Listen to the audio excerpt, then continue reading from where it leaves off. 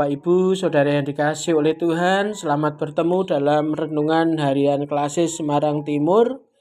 Dan pada saat ini renungan diberi judul Bersaksi yang Efektif. Kita ambil dari Kisah Para Rasul 26 ayat 22 dan 23. Tetapi oleh pertolongan Allah aku dapat hidup sampai sekarang dan memberi kesaksian kepada orang-orang kecil dan orang-orang besar, dan apa yang kuberitakan itu tidak lain daripada yang sebelumnya telah diberitakan oleh para nabi dan juga oleh Musa, yaitu bahwa Mesias harus menderita sengsara dan bahwa ia adalah yang pertama yang akan bangkit dari antara orang mati, dan bahwa ia akan memberitakan terang kepada bangsa ini dan kepada bangsa-bangsa lain.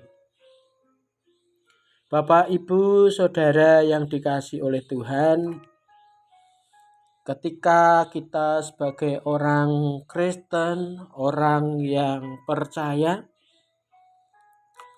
kesaksian menjadi tugas yang harus kita lakukan.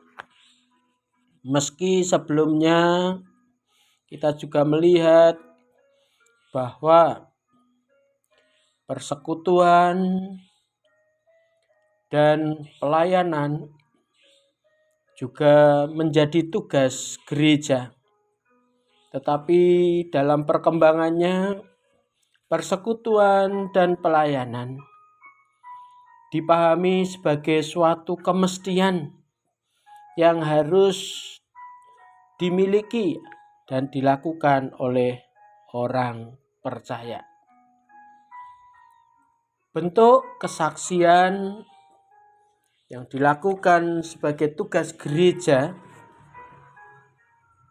yaitu sesuai dengan tata aturan yang ditentukan, yang tertulis dalam pokok-pokok ajaran Gereja Kristen Jawa bab 4 halaman 37a. Di sini tertulis isi tugas panggilan gereja dan orang-orang percaya adalah: 1. Bersaksi tentang penyelamatan Allah kepada mereka yang belum mendengarnya. Yang kedua, memelihara keselamatan orang-orang yang telah diselamatkan. Tugas panggilan gereja jelas. Tapi yang jadi pertanyaan, bagaimana kita bisa memberikan kesaksian yang efektif dalam kehidupan kita sebagai orang percaya? Pada saat ini kita belajar dari apa yang dilakukan oleh Rasul Paulus. Rasul Paulus memberikan kesaksian yang efektif dari apa yang dialami. Ketika Rasul Paulus berhadapan dengan Festus, demikian juga dengan Raja Agripa. Rasul Paulus menceritakan bagaimana pengalaman spiritual yang dialami. Dan inilah yang diceritakan dan inilah yang diberitakan.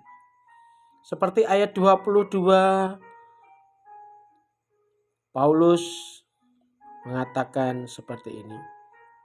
Tetapi oleh pertolongan Allah, aku dapat hidup sampai sekarang dan memberi kesaksian kepada orang-orang kecil dan orang-orang besar. Dan apa yang kuberitakan itu tidak lain daripada yang sebelumnya telah diberitahukan oleh para nabi dan juga oleh Musa. Artinya pengalaman-pengalaman spiritual yang dialami oleh Paulus ketika ia belum percaya dan ketika ia bertemu Yesus dan kemudian mempercayai Yesus sebagai Tuhan dan Juru Selamatnya. Karena apa yang dialami sebagai pengalaman spiritual itu juga sama dengan apa yang telah tertulis dan diberitahukan oleh para nabi. Demikian juga telah tertulis dalam kitab Taurat yang juga diberitakan oleh Musa. Apa itu? Yaitu bahwa Mesias harus menderita sengsara dan bahwa ia adalah yang pertama yang akan bangkit dari antara orang mati dan bahwa ia akan memberitakan terang kepada bangsa ini dan kepada bangsa-bangsa lain.